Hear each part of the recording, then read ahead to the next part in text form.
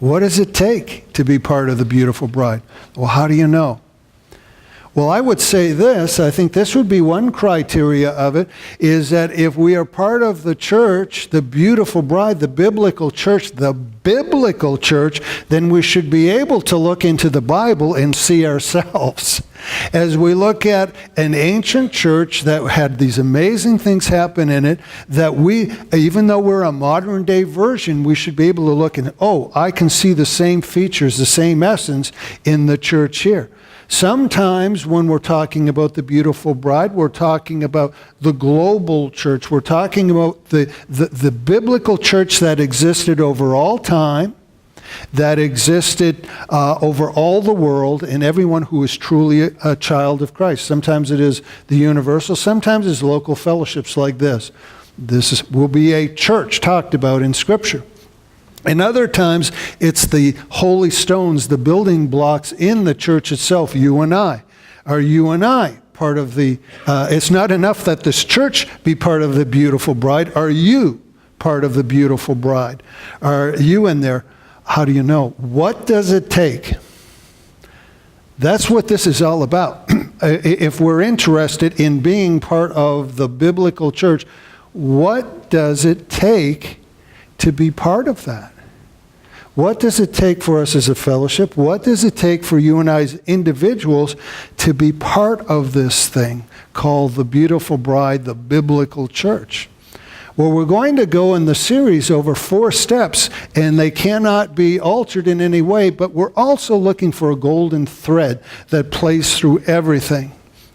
And that we're looking for that essence that is just must be there for this whole thing to work. Where do we find it? Well, why don't we start with the most important part of the bride, which is Christ himself. He is the head, we are the body. How does Christ relate? What is the nature of Christ in the relationship with this thing called the church? Well, we don't have to guess. We don't have to conjecture. We can look in Scripture and see it. If you have your sermon guides, made life real easy. There's a whole bunch of verses in there that all the key texts that we'll be dealing with. And of course, on the sheet, if it's an operative phrase, I tend to have them highlighted and stuff or in bold so you can follow. But let's look at a few things dealing with Christ and the church and see what impression we can pull. Ephesians 5:25, starting there. Husbands, love your wives just as also Christ also loved the church and gave himself for it. That gets used in weddings all the time. Advice to how the husband should treat the wife. But in the same respect, if we use that in reverse, do you know a husband who's really a good husband and really loves his wife? You know what that looks like? Well, that's how Christ relates to the church. We've got that going. What's he doing? That he might present it to himself, this beautiful bride, a glorious church, not having spot or wrinkle or any such thing, but that it should be holy and without blemish, to present himself this beautiful bride. Revelations 19:7 hits on another point. Let us rejoice and be glad and give the glory to him, for the marriage of the Lamb has come and his bride has made herself ready.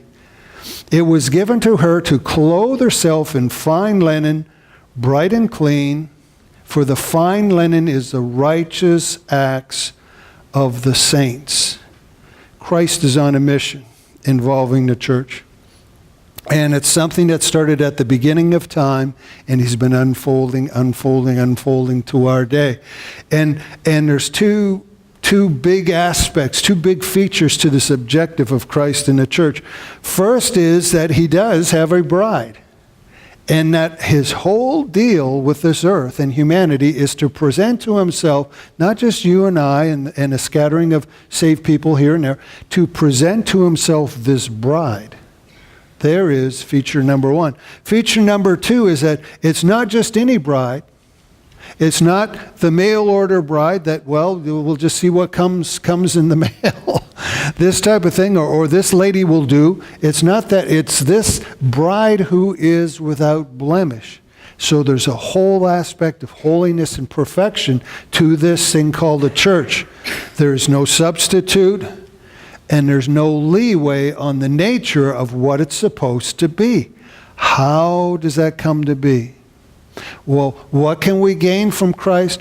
I was looking, as I say, to present to you as I process the information on dealing with this beautiful bride. What's a term that would go all the way through? And I started trying to think of really flashy terms that would sound good, and you'd go home and have it painted on the side of your car or something, and there it would be, or we get it on our license plate. But no, there was no flashy term. There was really just this very functional term that comes to mind, but it is vital. And this doesn't happen without it. That little term I'd like to propose to you is this: humble intentionality. Humble intentionality. The objectives that Christ has set for himself to present himself this bride is an intentional thing. He had started thousands, millennia of years ago to sculpt this creation, this living entity called the church. A long, long time ago, and everything has been moving in that direction. He is very intentional about this thing called the church. No question about it. Intentional to the point of sacrifice. He gave himself for it. That's how much it was worth. It cost. It was that long-term and consistent that it's been millennia in the making. All of these things, it's an intentionality at that level. But there's another feature that goes with that. Scripture also tells us this about Christ. A fantastic passage if you're into memorizing passages of Scripture. Philippians chapter 2, 7 and 8. That Christ made himself of no reputation. The Messiah made himself of no reputation, taking the form of a servant and coming in the likeness of men. And being found in the appearance as a man, he humbled himself. Humbled himself. Here it is. And became obedient. How obedient? To the point of death. How humble? Even death on the cross. Even a criminal's death. Stop right there and think about what it means to humble oneself. Have you ever humbled yourself in some way?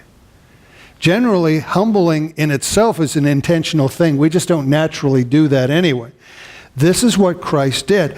Webster puts it a great way. If we talk about humbling, it says, not proud, not thinking of yourself as better than other people. There is a definition for humbling. But consider this. We are using for our model Christ himself, the creator of the universe. Think of what humility means at this level.